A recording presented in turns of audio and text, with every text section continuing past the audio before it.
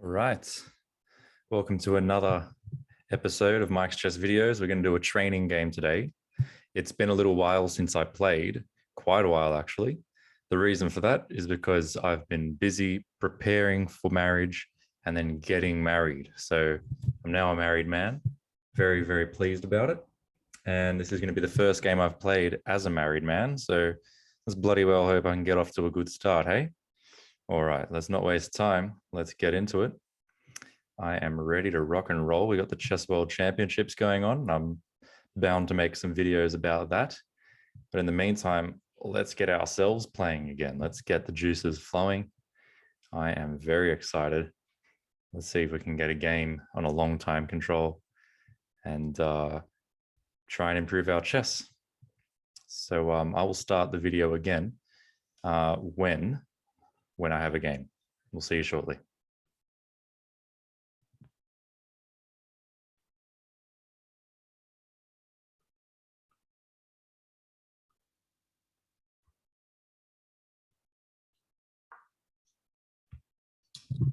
All right, it took a little while to get a game, but we finally have one.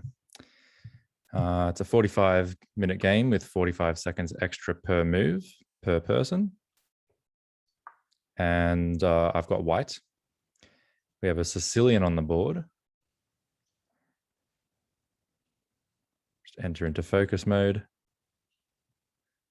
And we'll give it a red hot crack. All right. Very good. So my basic system is a very, very simple way to play. I try and take control of the center with the pawns, develop my pieces, castle quickly, look for attacking chances, and try to do all of that whilst putting the opponent under pressure and formulating concrete, difficult problems for my opponent to solve. Clearly, at the moment, we're not at that phase of the game yet. But in playing knight f3, I'm preparing to play d4. And then if there's a capture, I can recapture with my knight rather than recapturing with my queen. Because if I were to recapture with my queen, then knight c6 would hit my queen. So that's why I'm developing the knight. It's a developing move. It facilitates these central pawns and rapid development. And, I can look to move the rest of my pieces out in due time. So playing against a guy who looks like he also plays a bit of Fortnite, we do outrate him, so I should expect to win this. And I'm also feeling good. A little tired, but good. Not at least because I just recently got married. And that's a good feeling. So I'm playing pretty quickly because I know that's a good move. Why muck around? If you know it's good, let's put him on the pressure and gather a bit of time for ourselves for when we're going to want it. Let's think about what we'd do if he tries to pin us here. If he pins the tail on the pony, what's our move there? Certainly we could consider just taking the pawn. If he takes our pony, we could actually take back. And then if he takes us, we can take him. And he would have to take, losing his rights to castle. And that would be interesting. I'm also realizing somewhere along that line, we could throw in a check somewhere along that line. So he takes there first. So the whole idea was we would take that with the knight. Again, relatively quickly, let's put him back onto the ball. Now, if he develops his knight, it doesn't hit our queen because our queen's all the way back here. In fact, all that does is it gives us the option of whether we want to take or leave. And I would probably err towards not taking, because taking just lets him essentially get another pawn out, which gives him the option of fianchettoing his bishop. In other words, it sort of helps him, I would think. So I'd rather leave that guy there and just simply continue my development in some way or other. Just making sure to not put this guy here. In this case, however, this wouldn't necessarily be a bad move because it just defends this. But there's other ways to defend that pawn. One is certainly by playing f3. Seems like a very funny move to play f3, but it could certainly work. It does the job. The only problem with knight c3 is that it precludes me from playing c4 in the future if I wanted to do that. Certainly, again, not the end of the world by any stretch of the imagination. Benefits of playing c4 is that it really gets me a stranglehold on the d5 square. And then I could, put a knight there in future, for example. Possibilities. But yeah, I mean, f3 is possible. And certainly bishop d3 is also possible. And what I like about bishop d3 is that it preserves the potential of playing this move, c4, knight f3. Knight c3 only after that. Could also be done with, a queen move, maybe like queen f3. Possible. I mean, f3 sort of seems pretty nice in some regards. Do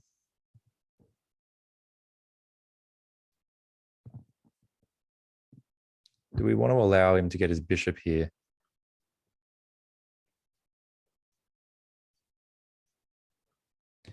What's the downside of playing f3? Well, clearly the downside of playing f3 is that it weakens this diagonal.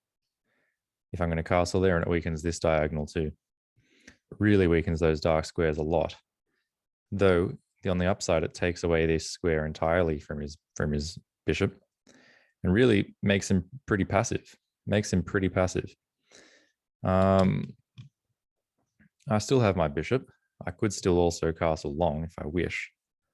So f3 is a definite possibility and an interesting way to play. It's not exactly my usual style. It's not exactly what you could call principled. It's not too bad either. So let's now think about what he would want to do. If I were him, I'd be thinking about moving this pawn out of the way, probably wanting to play this move. To get this bishop happening. That would be one possibility. You get a tempo on my knight. So where am I going to put my knight? If I've played f3, then my knight can no longer retreat to f3. So that's another important point. You might also just want to play a move like this. But yeah, I might want to retreat this knight to f3. If I play f3 and then he does in fact play e5, I guess I could play b3 instead as one option. I could also play knight f5, possibly. But for that reason, I'm going to develop the knight, keeping it simple. We're actually still ahead on the clock. Okay, keeping it simple. There's nothing wrong with that. And if he does play this e5 move, I can just come back knight f3 and we take it from there. Benefit of that is I might not want my bishop on d3. It might be better on a more active square. So I didn't want to commit that bishop too early. I didn't really see a concrete benefit to playing c4 yet. And it's not like it can't be played in the future. This knight can be rerouted somewhere or end up somewhere different. And then c4 can be played if required. There's really no requirement to play it at the moment. I think the requirement in the beginning of the game is actually to, like I said, try and control the center, develop your pieces, do it all in a good way. So again, I think he would be wanting to play a move like this or this, possibly this, maybe this, I guess. All possibilities. And, maybe something like this, but I wouldn't be particularly worried about that myself at the moment, because none of those seem to really pose me with many big issues. Now, how can I pose him with issues? He has, in fact, gone for the a6 move, and I think the way I'm going to pose him issues is by opening the center as quickly as I possibly can. And that's because his king is still in the center, and it's going to take him at least 1, 2, at least 2 moves to be able to castle. So 3 moves. Whereas I can castle like after 1 move, I'm ready to castle. He needs to do at least 1, 2 moves to castle. So with that said, if I wanted to get this bishop somewhere more active than d3, now that he's taken away b5 from me, that really only leaves c4 as the option. And I don't mind c4 because from c4, I am lining up against the f7 square. And that has to be, a nice looking thing to do. One of the possible issues with bishop c4 is knight takes e4, then knight takes knight, and then this little forking trick. This little forking trick here. That could be an interesting one. If we then move the knight away, that is interesting, because then if he takes the knight, we can take here, forcing this and taking the queen. But that's by no means forced, because there's other things he can do there instead. So yeah, maybe not this move after all. But what about this move? If we want to open things up, what about this move? Immediately attacking the knight. The knight can't jump here or here. I guess it could come here, where it's still supported by this guy. We can still push it away then. But if it did that, well, we're sort of very much succeeding in our plan of opening this center, which means I think he's more likely then to take this pawn. If he takes that pawn, he'll be attacking our knight.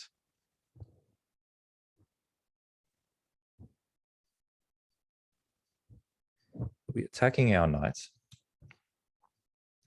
And it'll be time for our knight to move away, which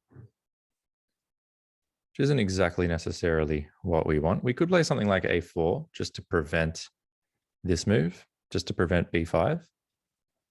Put him back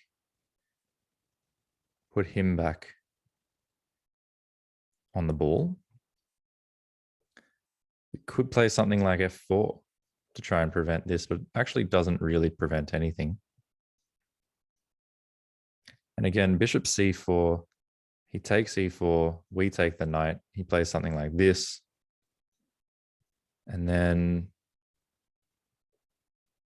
I guess we can drop the bishop, and if he takes the knight, can we go check? He takes.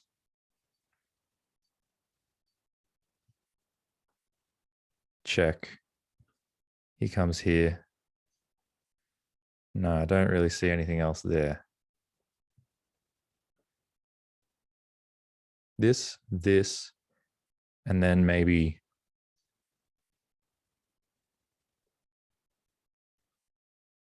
this, check. And if he takes, check. I think forces him here. And then check. And we win back that. So look, I'm going to do this move. Developing really quickly. It's very sharp, poses practical problems. I believe white's okay here. Probably might not be the best. It might be. I'm pretty sure a4, if I just wanted to play solid, a4 would have been solid, really solid. This is a bit more adventurous, and I kind of want to be adventurous right now. So that's what we're going to do. So if he takes, I think I'm going to also take. So we've both taken a pawn. If he takes my bishop, I'm going to have a check. And then whether or not he runs with his king or blocks with the pawn, I'll follow up with a check and win the knight back. So the material there will be equal, but I will have harassed his king to the point where he's lost his right to castle. He will have lost his right to castle, whereas my king's ready to castle quite safely. So that's basically my plan. So will he take the pawn? He's probably considering it. But whether he will or not, I don't really know. And it doesn't really matter. I mean, if I were him, I would be considering, again, trying to play a move that frees up the f8 bishop, whether that's e6, e5, possibly g6, and in fact, he plays e6. So now I'm considering a4 just to really solidify this position for myself. Is there any reason to play something different? This move still doesn't really make sense. I'm going to play a4 nice and quickly. I think it really solidifies my position. It puts him again back on the ball. Possibly, though, I should have thought about that more carefully, because now this move might come with a bit more sting.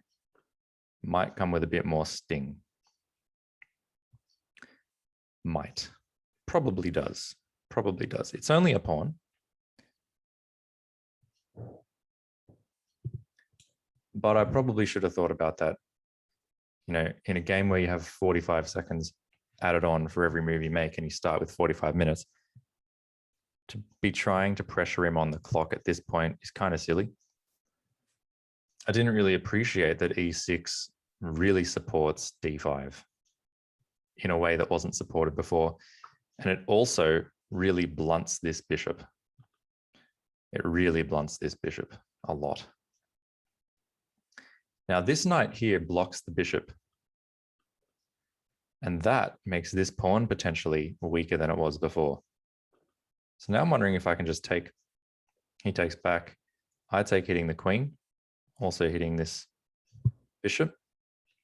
Now, if the queen wants to save itself, it has a number of squares that it can potentially utilize.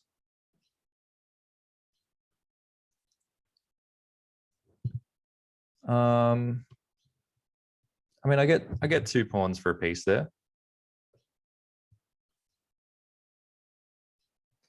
I do get 2 pawns for a piece there. I really greatly weaken his king as well.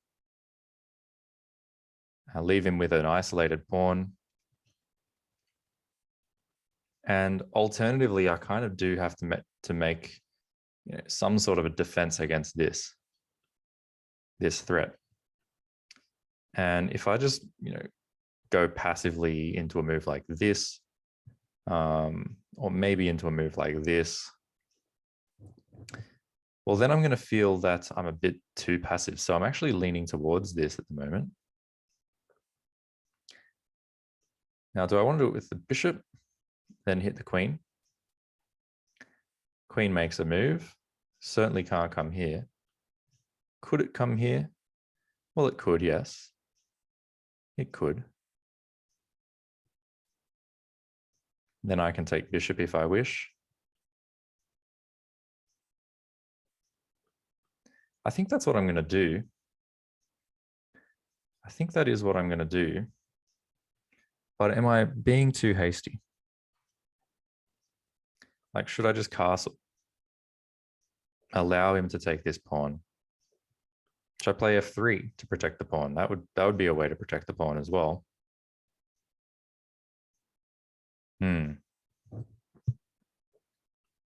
Allowing him to get his knight into one of these squares.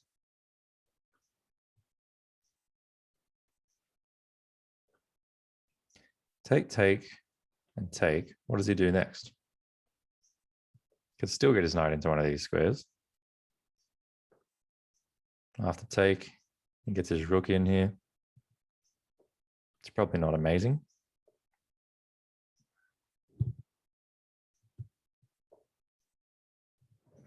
Yeah, f3 sort of is appealing. f3 is quite appealing. But it blocks my queen as well. I'd rather not block that queen. I only have a very limited amount of time in which I can take this pawn if I want to do that. Now, I wish I could take, he takes, and then land a queen here, but I can't because of this knight. That's probably not going to change anytime soon, but I wonder if I should go g4. Looking for g5. g4, looking for g5. Then if g4, he can take here. That's the other option, is if he takes this pawn immediately, well, then I think I can take this. Because then if he takes, then there's the check, which he can still block. So no, I don't really like that. Maybe just castle, or maybe like queen e2, looking for a move like this. If he takes, I take, check. We can block that in all sorts of different ways. Probably not that. First game back in a while, eh? First game back in a while. Looks like he just wants to play bishop e7 and castle. Or does he want to take my pawn on e4? So I can protect the pawn on e4. He can play bishop e7. Knight c5. Whichever. I can castle, he can castle.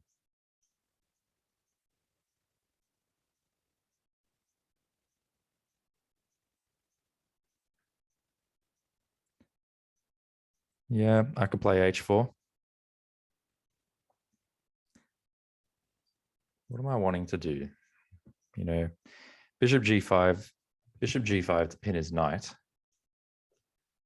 Just encourages him to play this move. But that might actually be good in terms of promoting this idea of hitting his queen and hitting this pawn. All right, so that's what I'm going to do. Let's just keep developing. Alternatively, it might provoke some sort of a pawn weakening move on his king side. It prevents this move for the time being. Puts the ball back in his court. And I think this would be a very natural move for him to play, at which point I think I will go for the sacrifice, getting these two pawns, hitting the queen, making the queen move to either here or here. And then taking here with a check. And there I feel like I'm doing well in a complicated position. Clearly, it's been a while since I played. Well, what's he going to do about it? All right, bishop e7. I'm not going to draw arrows. Try and follow me. So bishop e7. Bishop takes e6. F takes e6. Knight takes e6. Queen b6.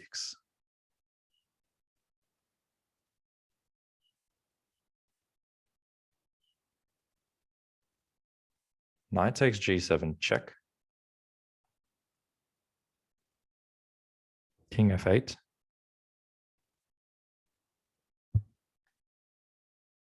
Then we have knight back to e6, check.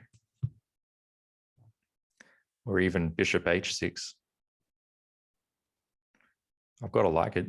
I think I've got to like that position for myself. The thing is, if I go in and, you know, go forward with a sacrifice like this, it's basically going to be like taking a wrecking ball to his position. It's going to be like taking a wrecking ball to his position. And he's done nothing about the threat. But in doing nothing, he's kind of done something. This really weakens this square. I can jump my knight in there now, hitting the queen. And that queen can't come here because that's also hit by the knight, which means this is only safe square. It's only safe square. At that point, I suppose there's not a whole lot else there. What if we do a move like this now? The problem with that is that the bishop is still here to guard g7. So I want to leave this idea intact until he moves his bishop.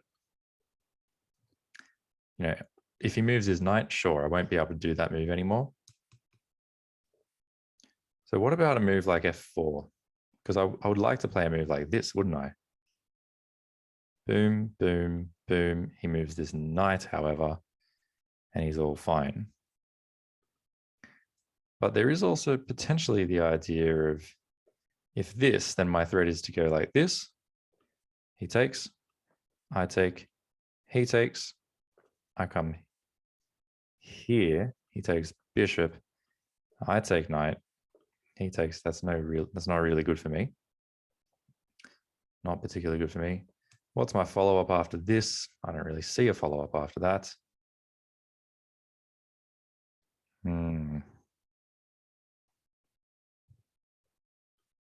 With all those things in mind, maybe I just castle here.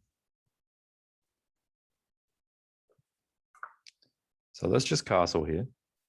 I'm certainly not worried about this. I'm trying to provoke him into playing a move like this. And like, what else is he going to do? I guess he's going to fianchetto his bishop. Maybe he'll move his queen voluntarily. That wouldn't be particularly scary to me. I know he'd be attacking the bishop. The bishop can either drop or just be defended by another piece. I think I'm keeping on top of all of his threats. I like my position better than his. He's certainly a little bit paralyzed. And whereas I'm castled now, I think that accentuates the fact that he's not, and that he's having troubles getting into a position where he can castle. I think he's going to have troubles getting into a position where he can castle. If he doesn't put his bishop here, then this move will always lurk. If he does fianchetto the bishop, then this pawn will forever be weak even after he moves the knight. Unless he does actually play a move like e5 straight away, but he can't afford to do that. That would be disastrous for him at present. So I do like my position somehow, despite the fact that I have not felt good about this game basically the whole game. It might just be that, you know, having not played chess for a while, playing chess feels like a brain scramble.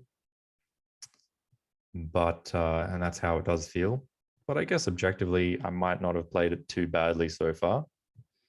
You know, at least no blunders, hopefully. Nothing too much worse than some inaccuracies. But it's a gorgeous day to be playing some chess. World Championships going on, honeymoons going on, holidays. I mean, just been for a swim. Of course, I'm going to be playing some good chess. Okay, so he does fianchetto the bishop, and that does make sense to just take this square out of control and also to attack this square. So f3 again comes to mind. I could play several moves for sure here. Several moves come to mind. Queen e2 being one of them. Just lots of options, really. Really lots of options. Possibly a move like rook e1.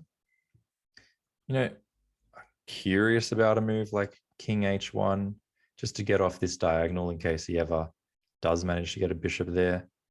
If I ever want to play f4 or something like that. Maybe f3, but then that really blunts my queen. That's why I'm not keen on that move particularly. Is there a pawn sacrifice here, just opening up the center? I would think he can just take in that circumstance. Then there's f4. But then he takes my bishop. So possibly f4 straight away. Maybe.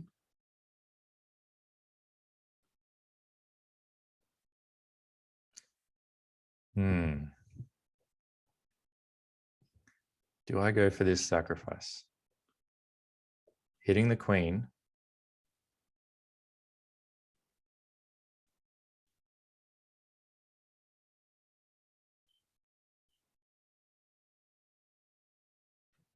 Maybe on the previous move. Maybe here instead of castling is when I should have done this. Because now he was unable to move the queen beyond this square. So the queen was unsafe at both of these points, which means the queen must have had to go here. Then I could have given a check, bringing the king over here. And then I could have actually come here, hitting the queen again. Hitting the knight, yeah, maybe that would have worked. Maybe, maybe not. Anyway, as actually played,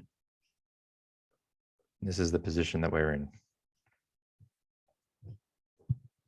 Okay, so f3 does come to mind.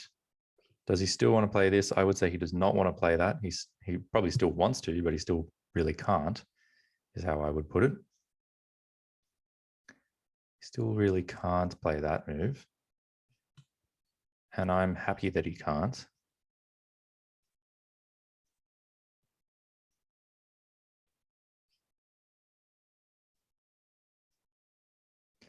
If he ever plays this, I can jump the knight around here as well. So f4 comes to mind, king h1 comes to mind, h4 comes to mind. Is there any sense in a5? A5, I don't think makes a lot of sense. B4, don't think that makes much sense.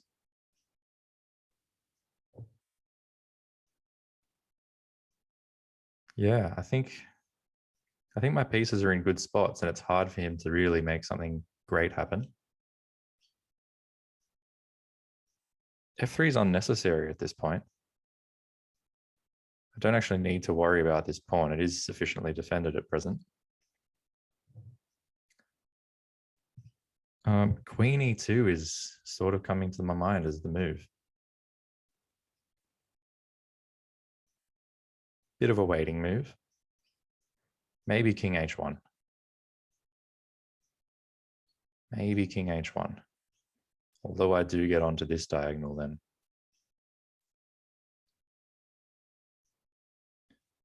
I do get onto that diagonal there.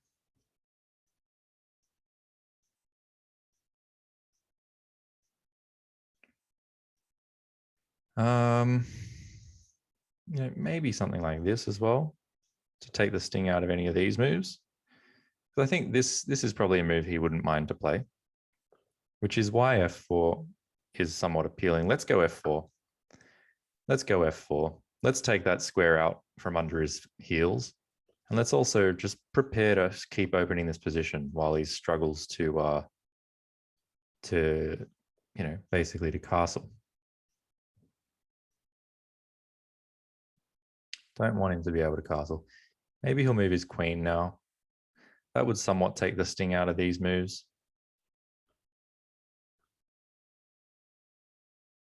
Quite a lot. That would quite a lot take the sting out of those moves. But that's all right. Wouldn't be the end of the world. Still at my position.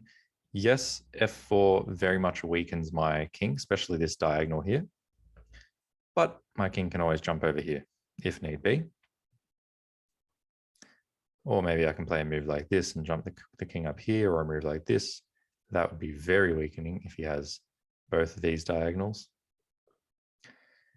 But yeah, probably just king h1 at a certain point in time might become necessary, which is why I almost did it straight away. I just didn't want him, in the time it takes me to play king h1, to then bring his knight here. Because then f4 is too late. He takes the bishop. So that's why f4 straight away, just to hold this square, at least temporarily. You can still play a move like this. I get that. But it's different. Okay, so it does move the queen. Attacking my bishop. My bishop's got options. This is probably a nice one. That's probably a nice one. And this guy is now free to roam as well, by the way. That's an important point. He's free to roam. So I wonder, do I come in now like a wrecking ball and hit this queen? Quite possibly. Quite possibly a nice move there. Because otherwise, let's say I retreat. He can just take the pawn here. I take, he takes. And then what's the great big deal there? Maybe if I retreat and he takes, then I can come here. I'm very tempted by this wrecking ball move.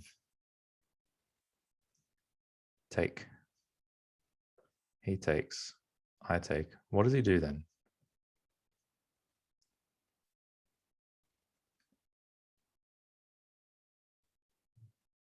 He has to move the queen. I can always bail out by taking this at the least. It's not necessarily incredible. I could also try this move. This move maintains defense of this pawn. Absolutely.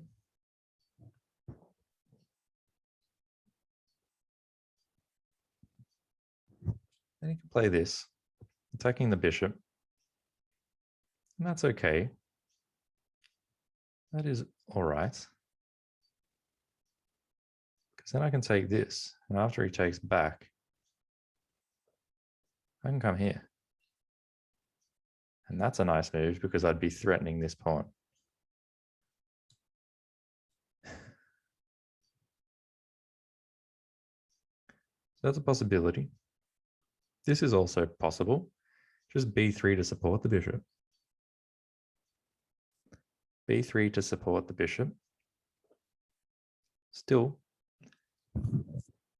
I don't like that because it essentially just pins the bishop. If the bishop ever moves, then the knight would hang. This knight actually relies on this pawn for defense. So if you move this pawn, the knight becomes weak. So yeah, this is a very solid way to play, yet again, very solid. This maintains that threat of you still can't really want to do that. He might be gearing up to castle long. That's interesting. He may well be gearing up to castle long. What about we just forge on ahead and say, you take my bishop, that's all right. I'll take your knight.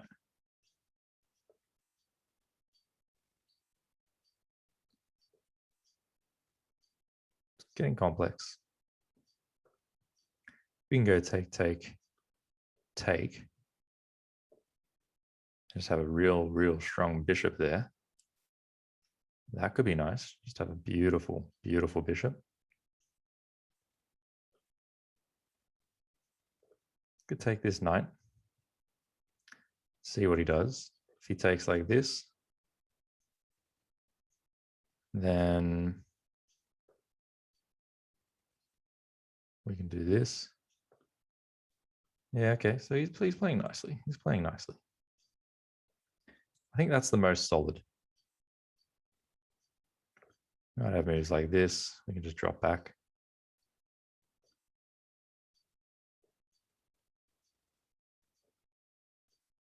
All right. Yeah, he's playing well. Okay, so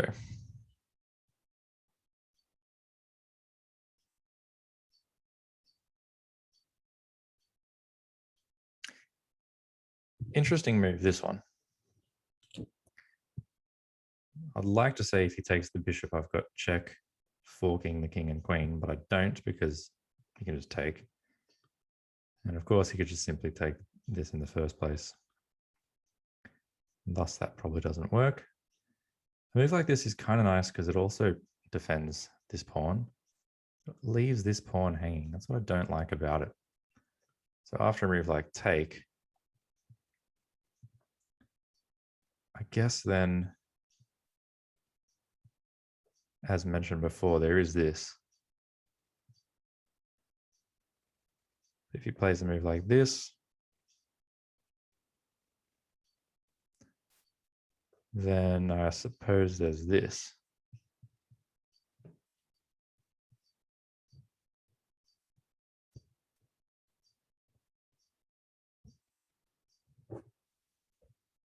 I'm going to go in the very solid way. There's this too. Queen e2 defends the bishop, also defends the pawn. Does it really defend the pawn? Because he takes pawn. I take knight. He takes, yeah, I think it does defend. I think queen e2 does defend, in actual fact. It also continues my development. Let's try queen e2.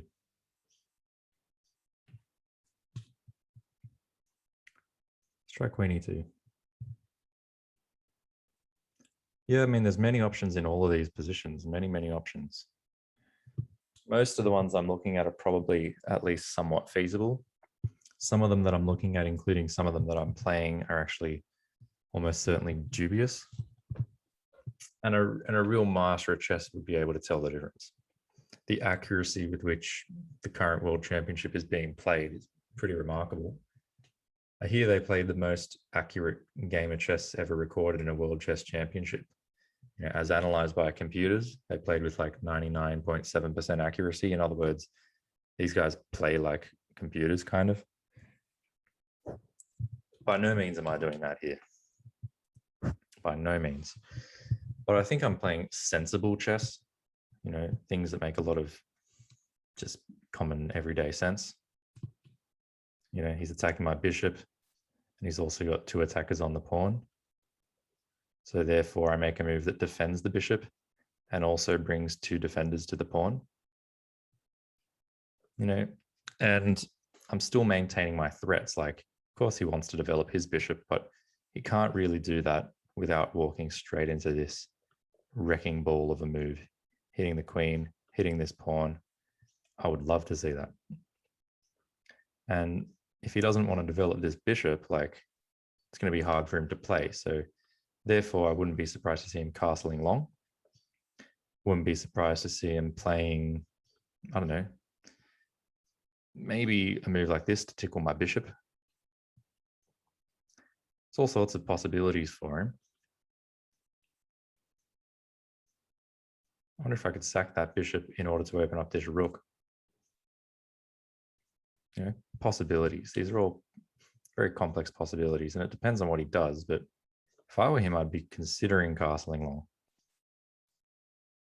I'd be considering it, but I'd be afraid of it because of how open the king sort of is and how I've already got a4 played.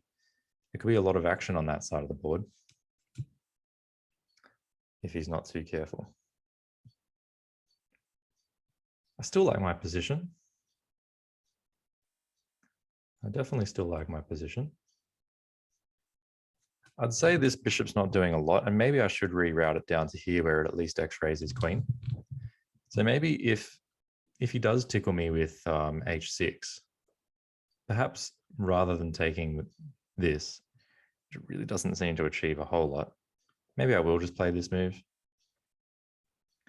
Maybe I will just play this move and reroute to here, possibly to here or here as well. I think that would be a better diagonal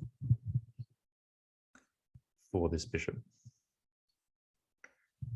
I mean, he might just want to improve this knight. I feel like that's a good home for his knight if he can get it there. Just brings another attacker to this particular square. That's probably his best move that I can see for him at the moment. It also brings another defender to this square. So if I were him, actually, I probably would play this. I think that's a nice move. I suppose in that sort of a circumstance, I can bring another rook across, or I can bring this rook across and further defend the square and maybe prepare something like b4 to kick that knight away. Maybe I could even start by taking this knight off the board, ruining the pawns, and then going further with those sorts of plans. So I think I've got plenty of possibilities. He tickles me, so I'm not going to waste time. I've already calculated what I wanted to do there.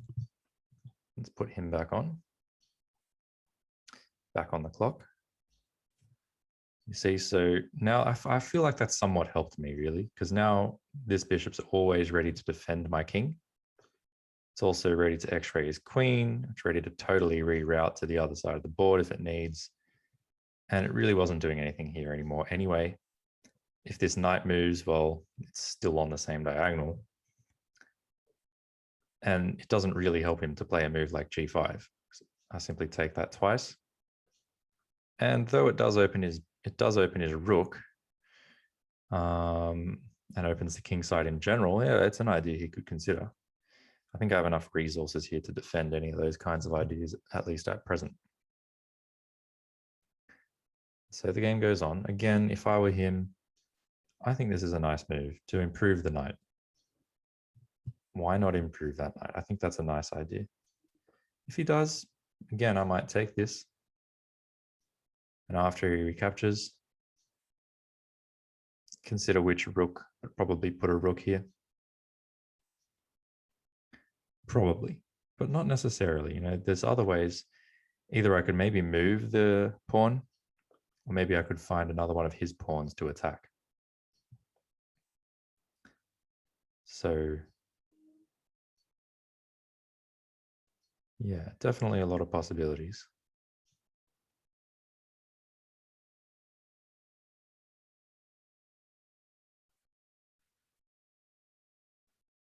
Definitely a lot of possibilities here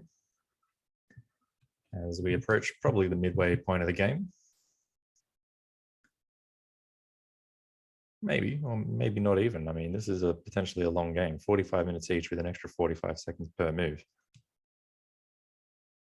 And this, in terms of the position, almost every single piece is still on the board. And in terms of the evaluation, I would say I'm a little bit better. I feel a little bit better, but certainly not a lot better. Not a lot better. I just think I have a little bit more wriggle room. My pieces have a bit more mobility. My king is castled. And for those reasons, I like my position. His pawn structure is a little bit discombobulated. I do think this move would help him. I could be wrong about that. But I don't think it poses anything that I can't manage to deal with.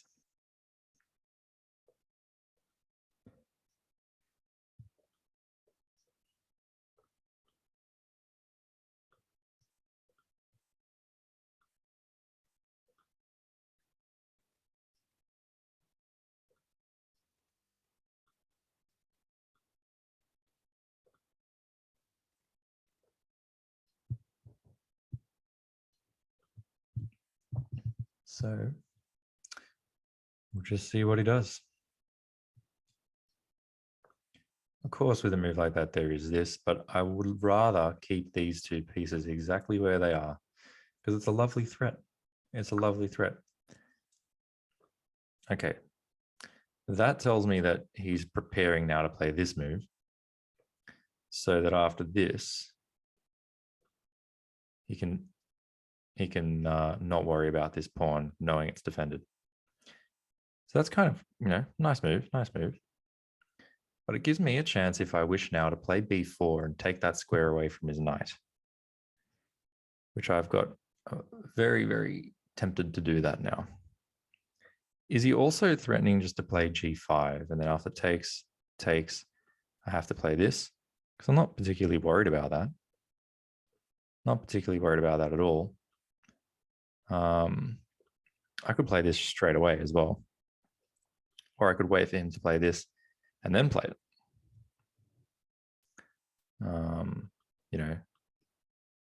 Takes, and then this, probably even better. But yeah, I don't think I'm particularly worried about those moves. Maybe now this is nice, hitting the queen. And if he takes back, I hit here, hitting the rook. And that rook just has to move back to where it was a move ago. My bishop sits here beautifully. And then I can follow up with a move like this to try and displace this knight. If he takes, I take back. If he takes like this, well, then I can take here. And after this move, give the check. Probably not enough there yet. Probably still not quite enough there, but definitely that's tempting. Definitely that's tempting.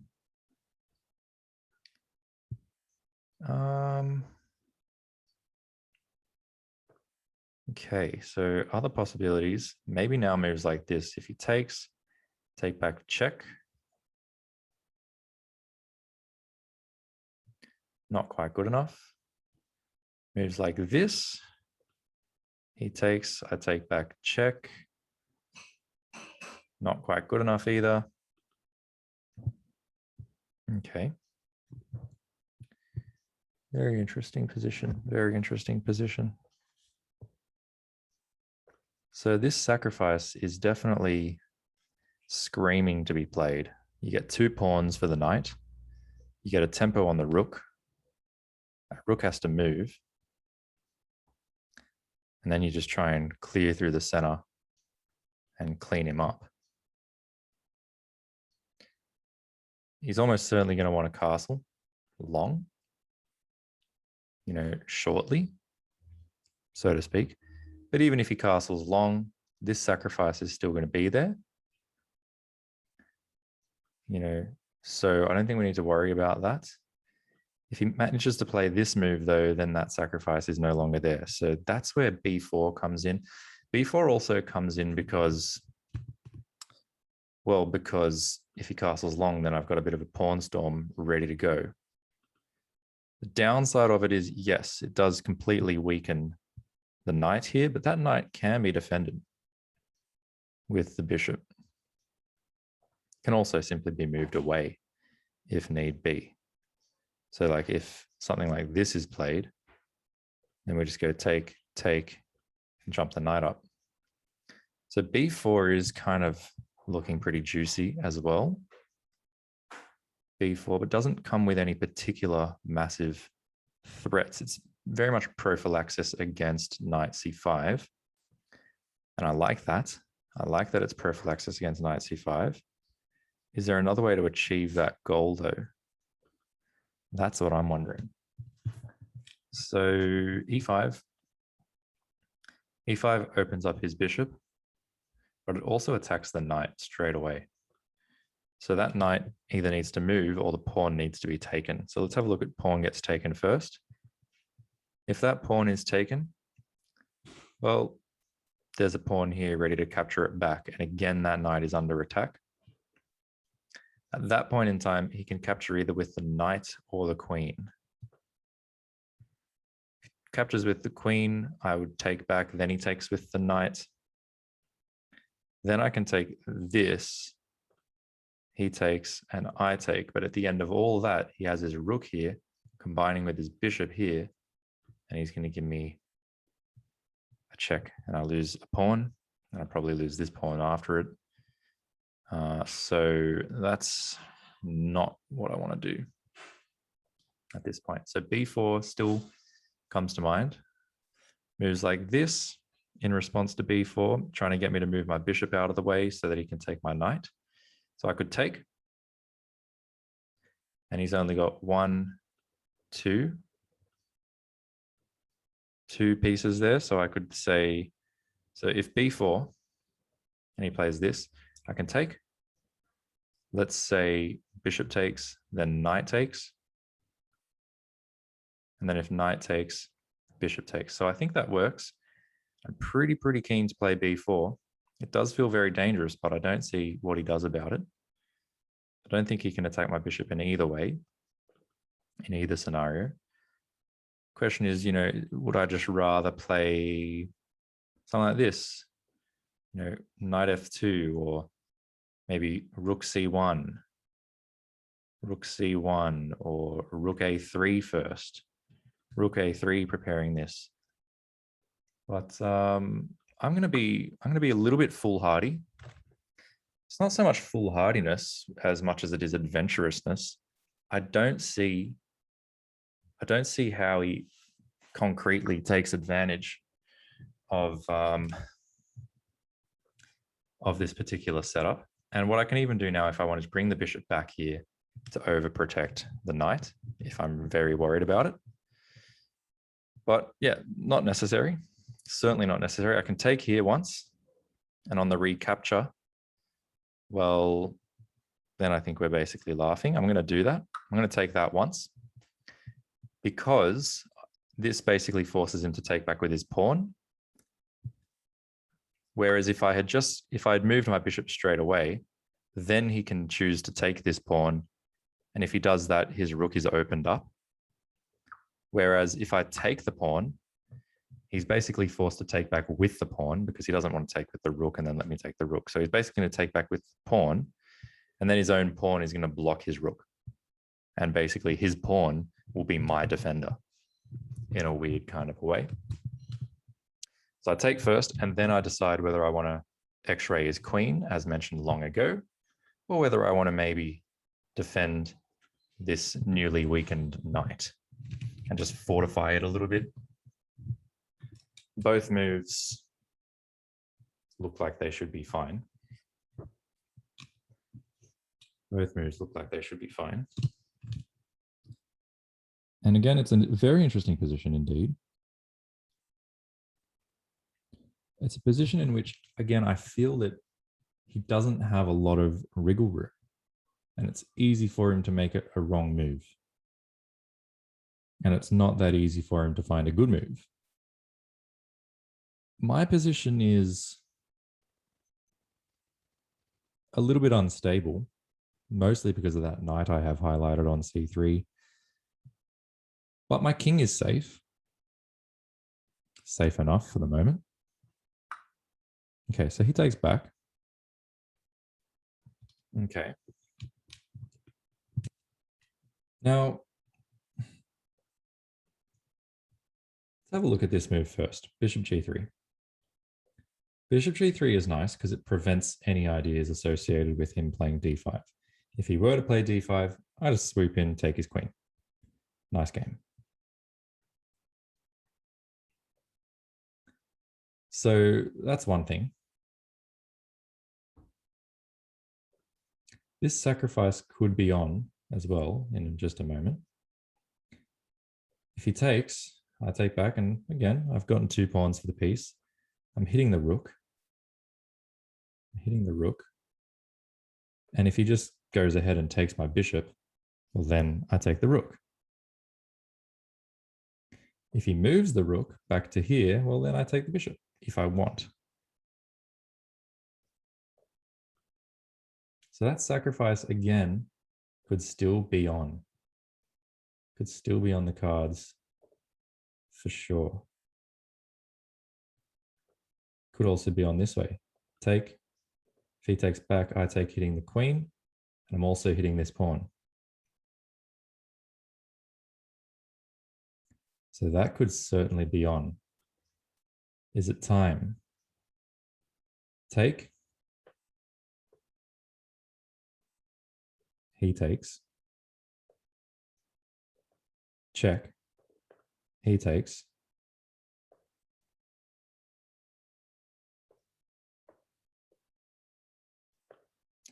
Not too sure about that. I think we want to defend the bishop first. It's unclear whether we x-ray the queen or whether we protect the knight.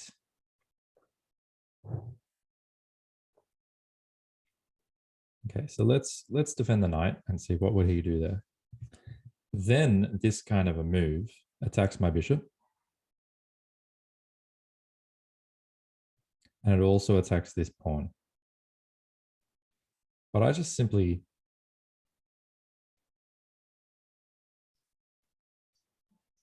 what I do there actually is simply take it with my knight. Hitting his queen, defending the pawn. I really like that. It's a very harmonious little thing to do.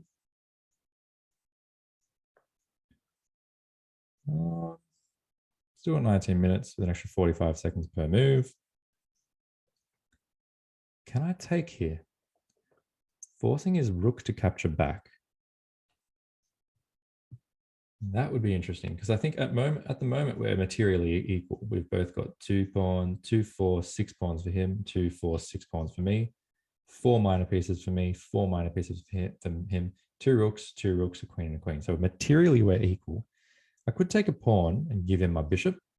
So then he's up +2, right? And then my plan would be to take this pawn. So he's only up +1.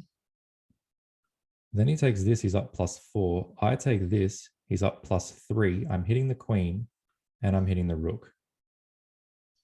And there's no way for him to make the queen defend the rook as far as I can tell, but he can take the knight. If he takes that knight, sure, I can take the rook. But no, I don't believe that works. So again, it's either this or this that I'm really looking at. This is the more active. If he plays this, well, I don't think that's a big deal. Yeah, I'm really not 100% sure of how best to proceed here. What about a sacrifice? If I take the knight, I mean, if I take knight and he takes pawn, then I think we have a sacrifice on our hands with regards to moves like this, hitting the queen. And when he takes back, boom, giving a check. Things of that nature. So can we take? And he takes.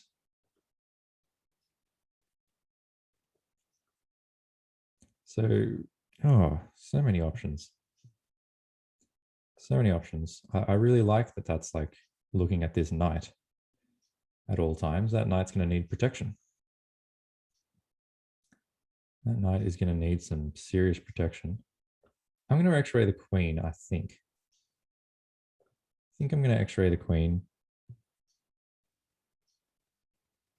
Just to prevent this move from even being a possibility. It somewhat encourages this move, though. Is that a bad thing? Simply play this, I would imagine. I would imagine that's a perfectly adequate response.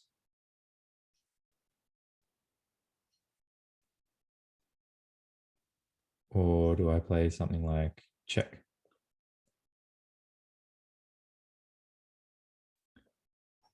Don't know. Don't know. Maybe this is just the safer. I'm going to go with the safer move, guys. I don't want to leave my knight hanging. I simply don't want to leave my knight hanging. And if he plays a move like this, then I'm not thrilled about the position of my bishop here. If he does play a move like this, I can always, if I want to, whip the bishop back. But at least now I'm playing a bit of a solid way. He's got twice the amount of time I do on the clock. That's that I still have plenty of time. But I just like where this is going. He can't move this knight anywhere. Not just because I'm taking the square away from him, but like even if he comes here, then certainly the sacrifice is on. Because also his knight there is going to hang. These knights kind of need each other at the moment. So he might want to develop the bishop finally. I want to get rid of this pawn. I mean, come on. This pawn is like the bane of my existence right now. So I think I should just sack it. The problem is it just helps to improve his knight. To do that immediately. So, things are still good. Things are still very much good. Matter of being patient and going the distance and continuing to put the questions to him. Okay. Continue to put the questions to him about what's he going to do? How's he going to solve these issues? Is he going to make a mistake? Is he going to put a foot wrong and just let me come in with a massive fucking left hook to the jaw? I reckon he will. So we're going to be patient. We're going to wait for that opportunity to arise.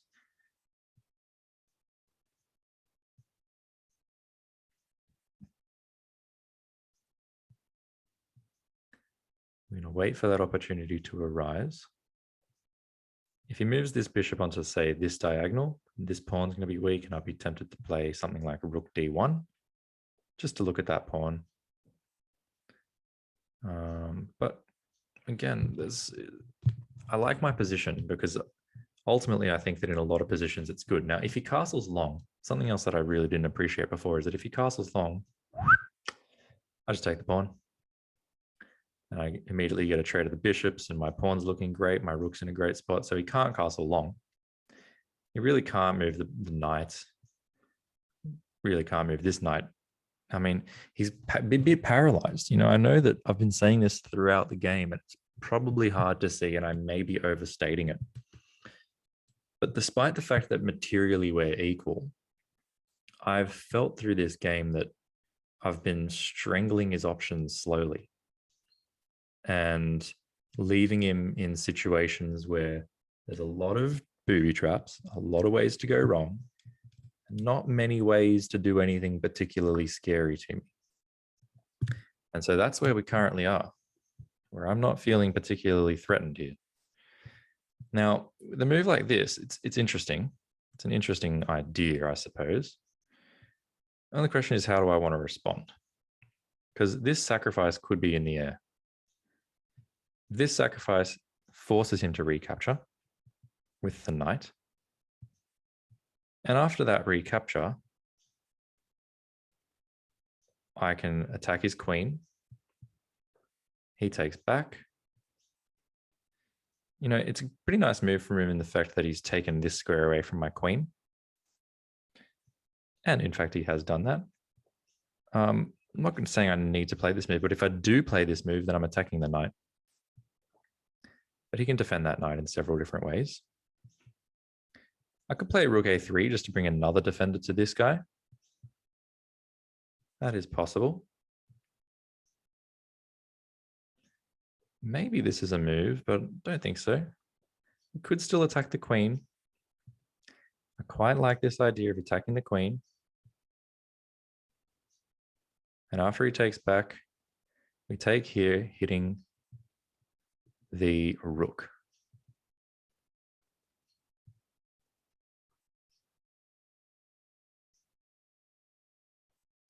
But we got to be patient. We simply must be patient. And I think maybe a patient move here is, in fact, to push this pawn out. Try and get this pawn, which has been such a bane in our existence, out of the way. If he attacks my bishop, in so doing, well, I can retreat the bishop for one thing. I could take this knight for another thing. I just don't really like this. I just don't like this pawn. It's in the way. It's in the way.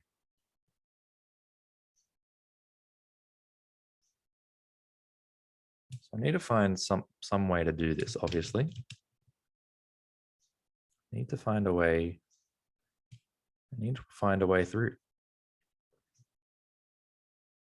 How are we going with this sacrifice here? Take. He takes. We take. Check. Not check, but check against his queen.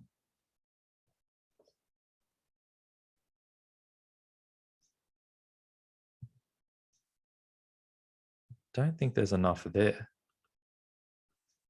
This, he moves his rook. Check. He takes, let's say with this. Don't think there's enough there.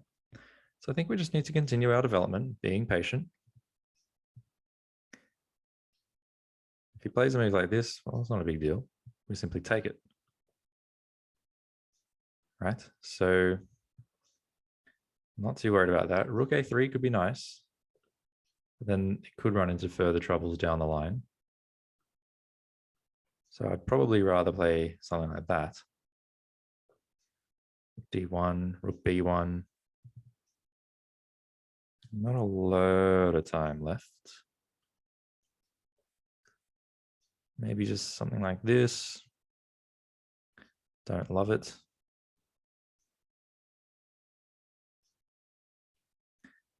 Now he's got this move for his knight. I don't know how long he's had that move.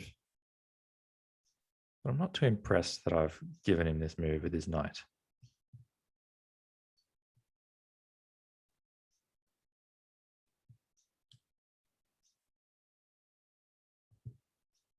Doesn't really have that move because the knight hangs, but it'd be better if this bishop was safer. So like maybe something like this actually makes a lot of sense.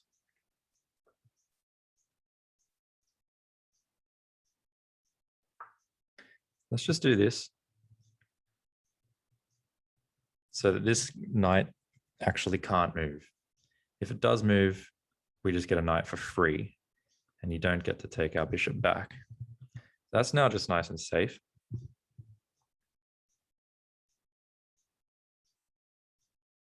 Still on this diagonal where shenanigans are possible,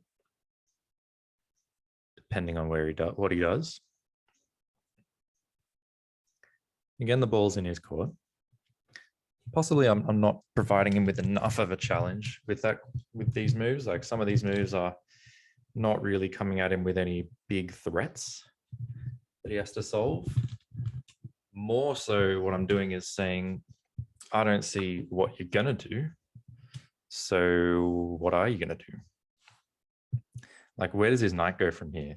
All it can really do is go back to where it came from. So, big deal. Big deal. I can play queen f2 now and threaten a very big check. A huge check indeed. How does he deal with that?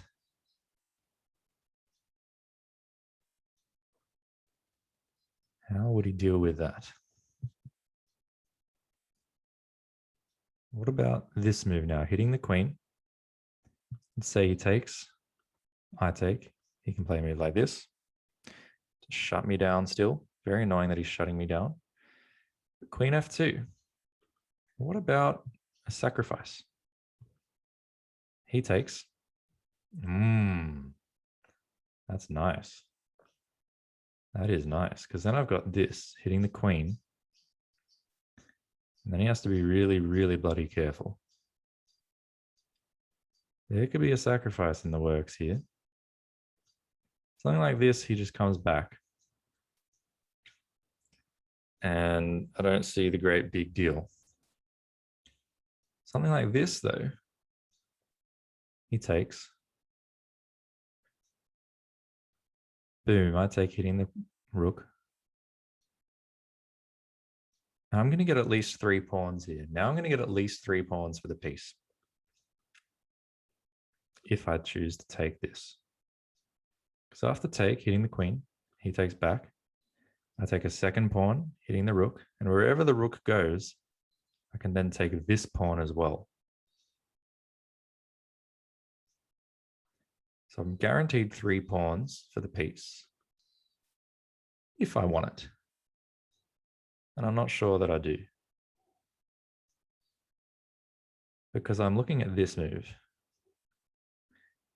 And that looks nice. I mean, if he just moves away, great. I got an amazing pawn with another one to come.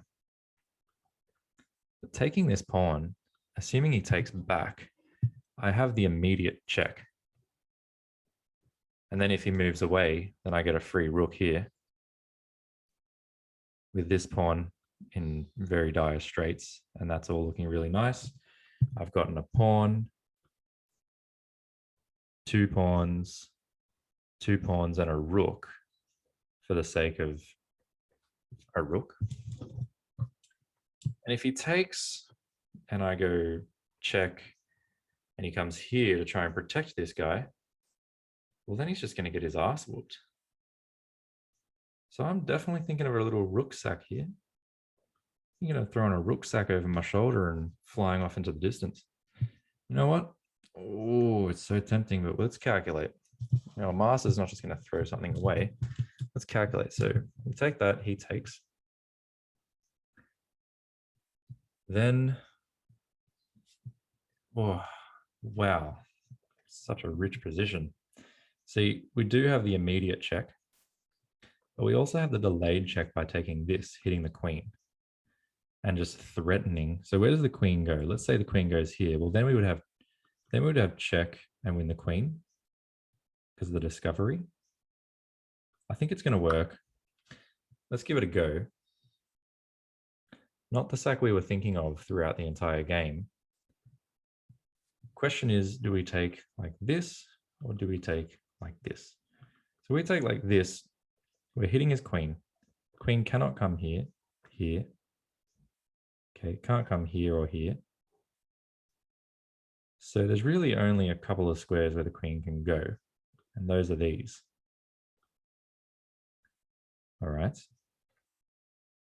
So let's look at them in clockwise from here. So if he were to go here, well, I guess then we've got a nice little double check if we wanted.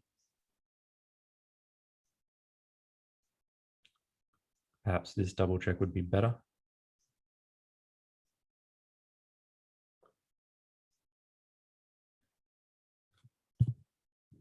I am giving him, like, this is really coming down to life or death. Either I'm going to kill him here on the spot, or he's going to survive the attack and crush me.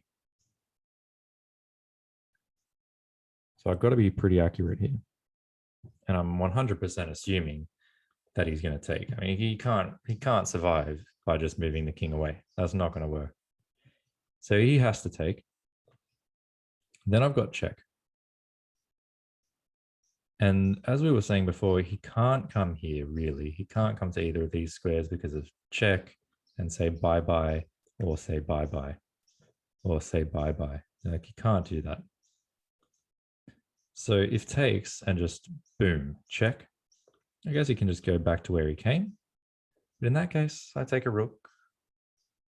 I dust my hands off and I say, thank you very much. I'm going to take, all right, he's just going straight in for it here. Whereas if I take this pawn, I'm hitting the queen. The queen can find refuge in a couple of these squares. Not many, but a couple. And then I would have moves like check. I think this is definitely the sort of easier to calculate.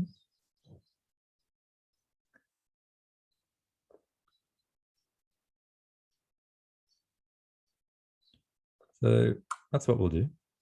We'll go for this one.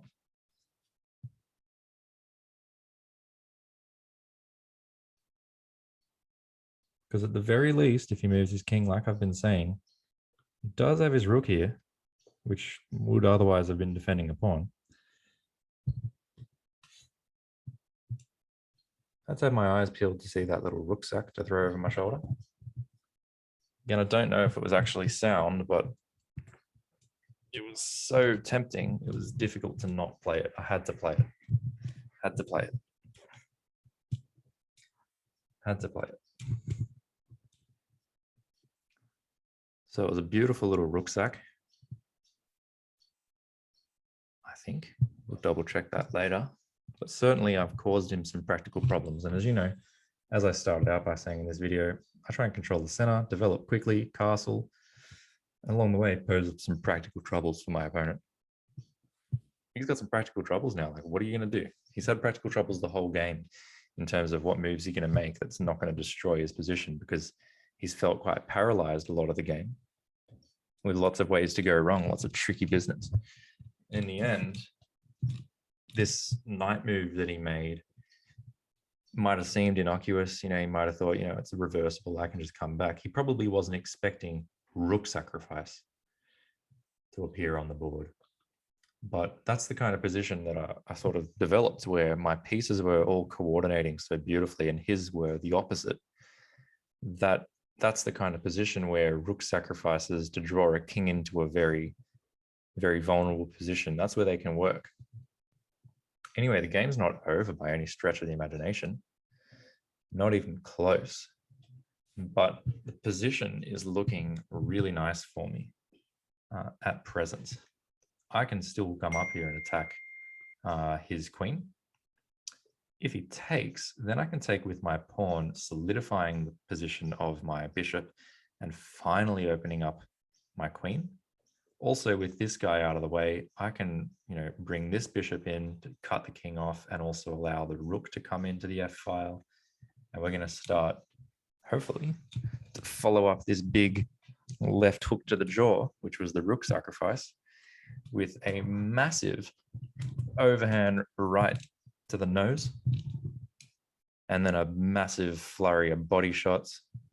And I think it's going to be a right straight, left straight, right hook, right uppercut.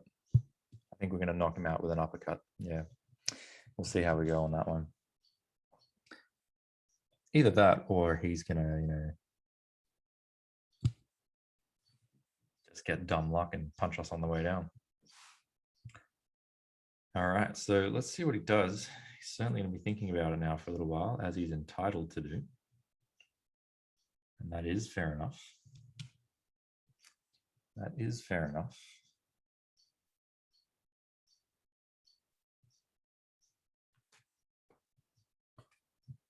We should be thinking here too. Again, I'm happy that if he moves anywhere else, we're just going to take the rook and say we're up a lot of material. Your king's very unsafe. You've got really no prospects. We're going to win this game. So I think he has to try and at least play king g7 so that if we take the rook, he can take back this. But even in that scenario, we've got check. He can then save his knight. At least temporarily, because then we come after his queen and the knight. Yeah, I don't know. Yeah, like in that scenario, the material basically would be up a pawn, as far as I can tell. Or would it be even? Maybe it's even still. So I think this is probably his main move to consider. If he comes there, we've also got this check. We've got this immediate check. So then if he wants to stay near the rook, he's going to have to come here. But also, like I said, if he comes here, no, I'm not going to take this straight away. Like if he comes here, I'm just going to queen g4 check. And that will, he can resign there because I'm attacking the knight. I've got 2 attackers on the rook. I've also got 2 attackers on this knight. And he can't even take a counterattack against my knight because my beautiful, beautiful prophylactic defensive move earlier on. I mean, I don't know if I've actually played beautifully, but it seems like Fortnite Power is now powering through his thoughts, and he might be there for another fortnight. Ha ha ha ha. So keep thinking. I kind of feel like going and having a break, but I don't want to let him make a move while I'm gone. So I guess I'll hang around. But I've got a really good feeling about it. Got a really good feeling about this position because I feel like he can't really come back this way. He certainly can't come this way. If he just comes here, well, same deal. So, and he can't take the bishop, so he has to make one of those moves. He has to. He's not in a good way. And based on that, I'm going to say this was a really nice rook sacrifice. A really nice rook sacrifice. Which is always pretty nice, I suppose. Always pretty nice. Guys, I'm going to pause the video. I'm going to come back once he's made his move, or maybe even when the game is over. Because I just get the feeling like we might be waiting here a while for not a lot of action. So we'll be back soon. We'll see you soon. Okay, so we're back. It took him a little while, but he did actually make a move. He's opted, by the looks of things, to give up the rook. Probably is his best option here. Now, is my best option to take that rook? That's the real question I want to know the answer to. I've got to assume that is my best option, but I do have time to think about it, so I don't actually have to assume anything. I'm going to take that rook. You're under danger of being taken. And this knight absolutely could just sink itself beautifully into this square, but there's a lot of nice options now. A lot of nice options. They're all quite appealing. This is also a very nice option now, just to attack the queen, block his bishop, and if he does take, well, then I get to take back with check and just continue developing in a really nice, easy manner. And in the end, even though that rook sacrifice didn't end the game, it has netted me some bonus material. So I'm now the one who has 2 extra points of material. I'm also the one who has the safer king. His king's in the center, it's moved, it can't castle. My king's already castled. And even though my dark squares are weak, I've got a dark squared bishop who can help in defense. And he has immediate problems to solve. For example, his pawn hanging on g4, his knight on the h5 is relatively weak as well.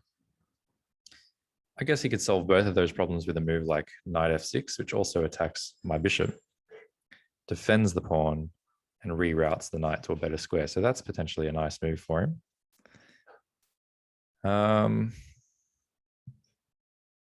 You know, the game is going to go on. The game will certainly go on. In that case, I can retreat the bishop back here where it pins this bishop and quite possibly encourages a trade. And I'm doing well, but the game's certainly not over. So fair enough. Fair enough. I'm happy with the rook sack, but by no means is that the end of the story. He's probably calculated fairly deeply there in order to learn that, hey, just giving up that rook is the best move, and probably was. Because as we saw, if he tried to hold the rook, then I was going to play queen g4 and everything was going to turn to crap for him very, very quickly. Whereas with this move, like we're saying, you know, he might be able to reestablish some sort of coordination between his pieces. He can't castle though, and that's a real big trouble for him. It is a real big trouble for him. After I play a move like this, it would be nice to get the bishop back to h4, just to cut his king off entirely and keep it over here, as well as, like I was saying earlier, to prepare to bring my rook over to the king side, where his king is going to be trapped. So there, I'm going to have a lot of pieces all towards my king, so my king should be safe. I'm also going to have a lot of pieces simultaneously around his king, which is very open, so his king should be very unsafe. And that combination of factors should result, in addition to the fact that I have more pieces than him, should result in him having to give away more and more pieces, his positioning becoming weaker and weaker, and ultimately entirely crumbling, disintegrating, and resulting eventually in either a resignation or a checkmate. So let's have a look at this move. I think it is a good one. Am I actually happy to respond to that with bishop d5? It would give him the opportunity to take. And then I can take back. And if he takes, I can take back again. And yeah, I've got to say, I think I am pretty happy in that circumstance. I think I am pretty happy in that circumstance, even though this knight will find a nice home on e5. I don't think a knight on e5 is quite enough compensation in that sort of scenario. So I would be fairly happy to play that. Other possibilities would include attacking his queen. And where would that queen go?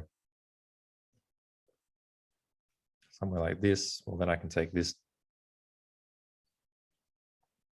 And if he takes this, yeah, we've got to be careful. We've got to be careful, but this is the kind of position where I just trust everything is good for me. And rather than spending all day calculating what he may or may not do, we can sort of wait until he does what he does and then respond. And we've already got something in mind for this. We can just play this move and it's going to be fine.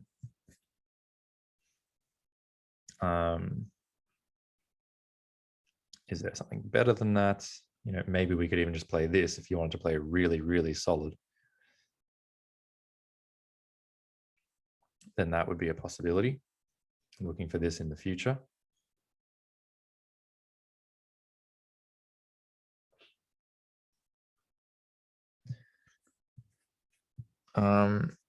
But yeah, I mean, ultimately, I want my bishop safe.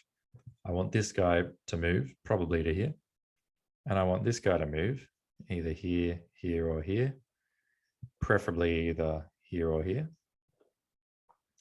And I want this rook coming across. Those are my ideal scenarios. I mean, if he doesn't do anything about this pawn, then I'm almost certainly just going to take it. And he doesn't do anything about the pawn. He comes in with an attack on my queen, but that seems to just drop the pawn altogether. Seems to just drop the pawn altogether, allowing all sorts of big threats. It first off allows a threat directly against the knight. And I don't see anything that he's going to gain from doing that. at all. So I'm sensing a resignation coming after I take that pawn. What's his big play? He can't do this, can he? I'll just take this, and sure, you can take there. Yeah, you can take there, but then I can even take this. And then that's really beautiful. I want to do it. Hopefully I'm not missing anything. I don't think that I am. But I'm attacking your knight. So there's an immediate issue. And again, I don't think this works because after I take the knight and he takes the bishop, then I can take this bishop. And if he takes my queen, then I can jump this knight in here with a check and then win the queen after that. And that just simplifies the whole position as far as I can tell. So I'm attacking this. I'm considering, moves like, depending on what he does here, like he might have to defend this knight. That gives me the opportunity to do what I want to do, move this bishop. Although that does drop this, it means that I can win this guy. Then he would be able to take this rook, which would be a big shame. So I do want to be careful. I definitely want to be careful, make sure that I do things in the proper order. Move this guy first, probably. Maybe even do this. Or otherwise this. Honestly, it's not the end of the world. We can do something like that. There are plenty of options. This can be nice, hitting the queen, as well as hitting the knight. And if he takes, then we take here with a check, and that's going to be brutal. All right, so now the clock situation is leveling out. At one point, he had twice as much time as I did. And pretty soon, he's going to have less time than I do. And we're basically just waiting for him to decide what to do. Again, as I mentioned before, I've got a lot of faith in this position that he can't trouble me here. He can pose questions, he can pose problems, but I have every faith that my position here contains all of the answers to those questions and all of the solutions to those problems. So I'm just sitting here now waiting, saying, pose a question to me. Ask me what question you have, and I'll give you the answer. Tell me what problem you think I have, and I'll show you the solution. Meanwhile, this clock ticks. We get closer and closer to the end of this return match. It's been a good one. It's been a good one. It's been like watching a game in slow motion, to be fair. But I think I've really quite liked this game. Had a bit of a fancy rook sacrifice in there. Built up nicely along the way. I'm sure there were missed moves and missed opportunities. It was relatively sharp at times. And it's true, I did outrate this opponent a little bit. He's a 1578, I believe, or a 1587. I'm currently sitting on 1606. I think by the end of this game, it'll be a 1610, assuming I can get the win, which is never a safe assumption. But again, to recap what's going on here is I'm attacking this knight. This knight can't come here because I can just gobble him up in any way I choose. Can't come here because I just gobble him up. Can't come here because I gobble him up in any way I choose. Can't come here because I gobble him up in any way I choose. And likewise with these squares, he just can't go anywhere. I mean, maybe he could sacrifice himself for this pawn, but is that really what you want to do? Maybe. Maybe. But I don't think so. Even if he did that, I probably wouldn't care. I'd probably just go in for a check. I'd probably just go in for a check and then another check. And then mate him.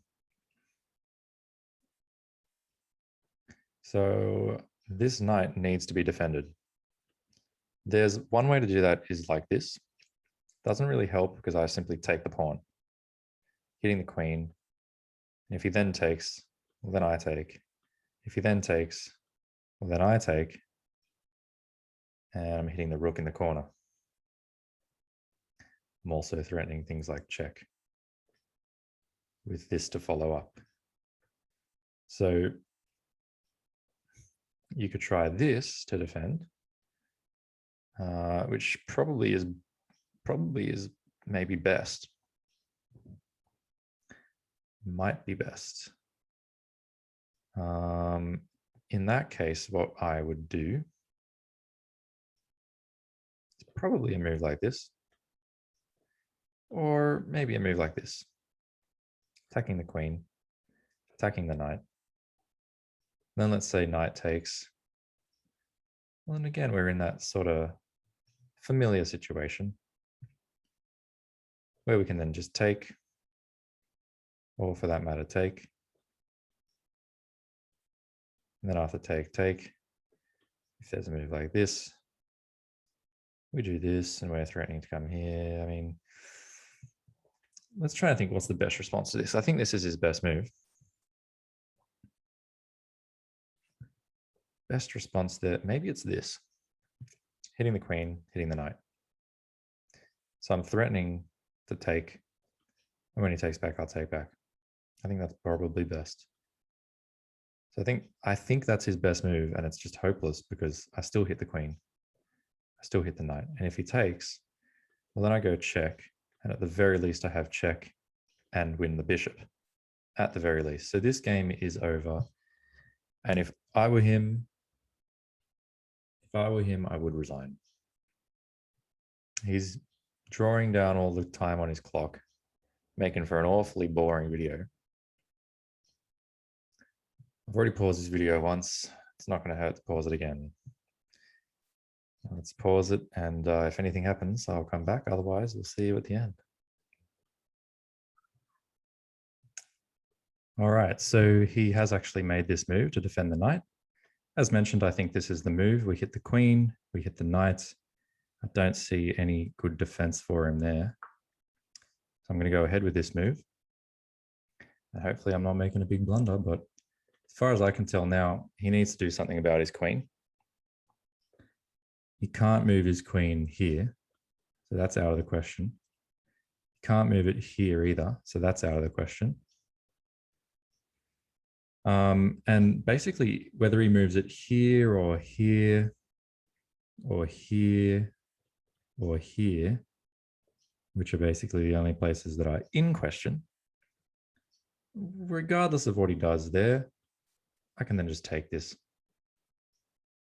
I can then simply take this knight, and everything is still under control.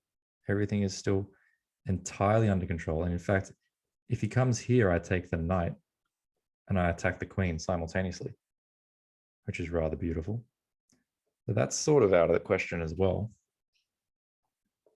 So I think it's either probably here just to set up a queen bishop battery. I take the knight.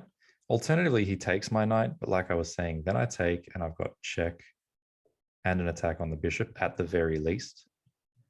At the very least. And at most, you know, I might even, if he takes a step in the wrong direction, there might be checkmates that appear on the board. If he comes this way, there might be checkmates that slowly start to appear on the board. So I'm pretty happy with the scenario that's going on at the moment.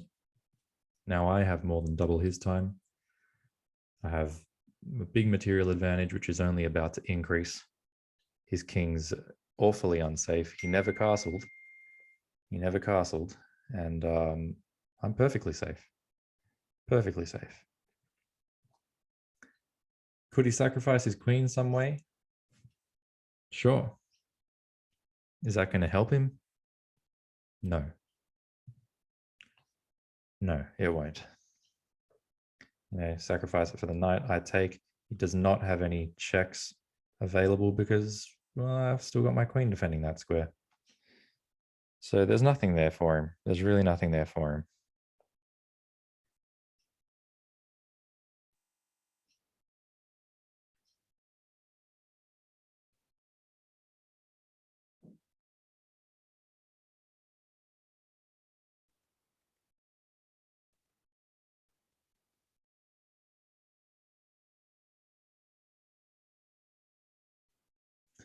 3 minutes left.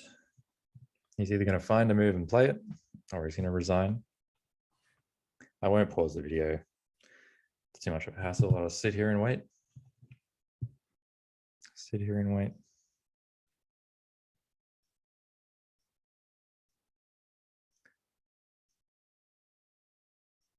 And in the end, it's very interesting to me that this bishop played such a beautiful role. You know, way back when considering playing b4, I knew that that would weaken the knight. And so it was important. It was important to defend the knight, at least from my perspective. And the way that the game transpired, so in my perspective and somewhat in his perspective too, it is implied that this bishop really did such a great job here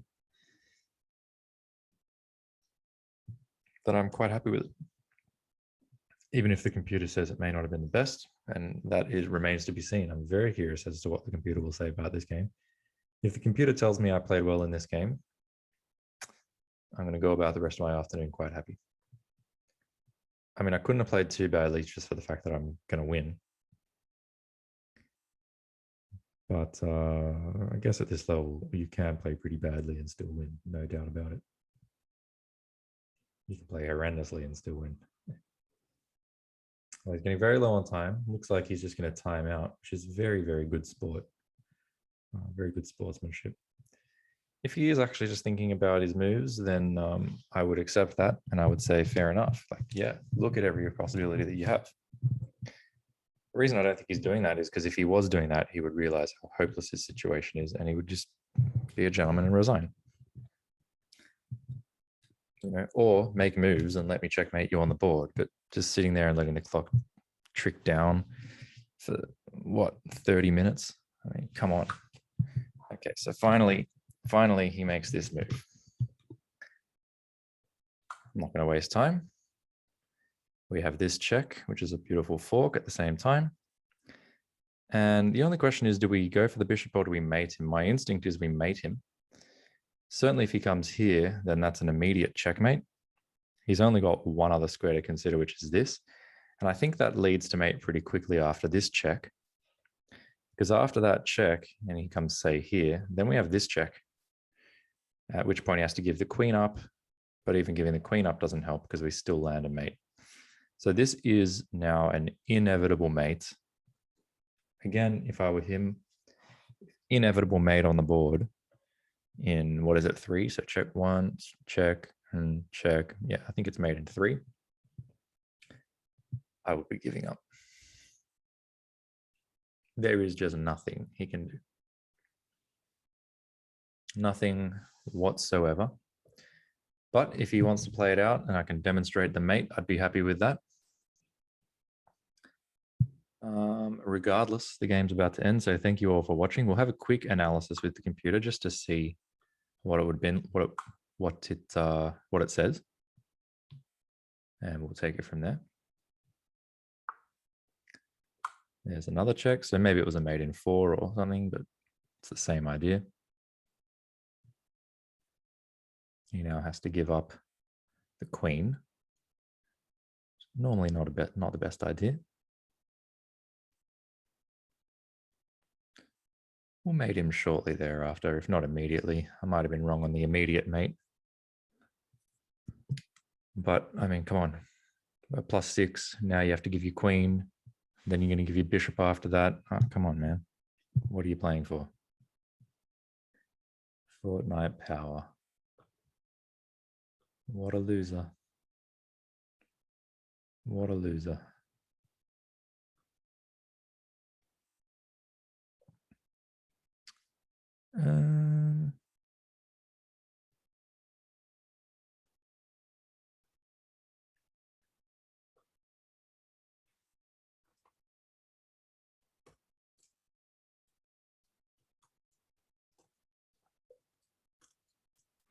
Pretty sure no one will ever read this anyway, but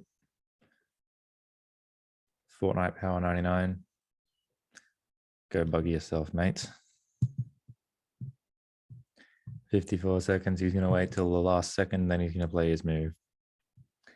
You know what I'm going to do? If this is the game you want to play, I'm then going to start waiting, and I'm going to put an alarm on my clock for 12 minutes time. And in 12 minutes time, with 15 seconds to go, I'll come back to my computer. And if he's still waiting around and he hasn't resigned yet, then I'll make my move.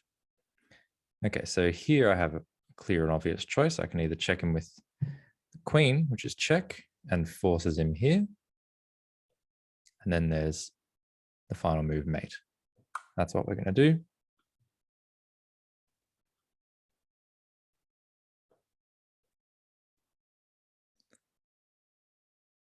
Mate is now upcoming.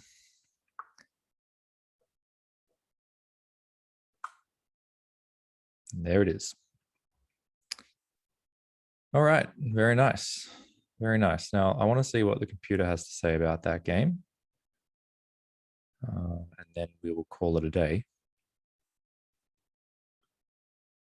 So, yep.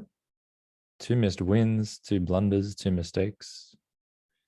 Let's have a little look at just how bad that was. I'm assuming a lot of those would revolve around the sacrificial ideas that I was talking about a lot throughout that game.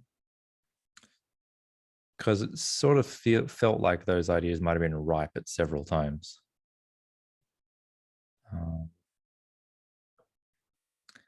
In any case, let's kind of see what happened.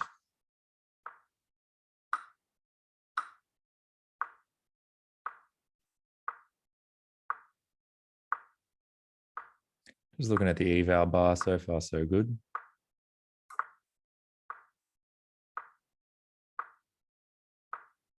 Gradually building a little advantage. Oh, gave him a bit of a chance there. He's actually slightly better, but there's the rook sack was beautiful. That's what I wanted to see.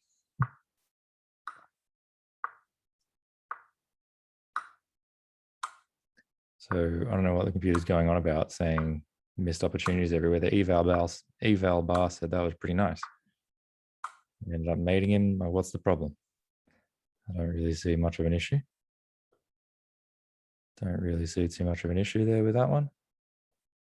They're having some issues, perhaps with the connection or something. Not potentially the most accurate game of all time. But so what was my missed win? So castling here was a missed win. What I should have done was, yep, the sacrifice. But there was a sacrifice there that could have been great. B4 was another big mistake.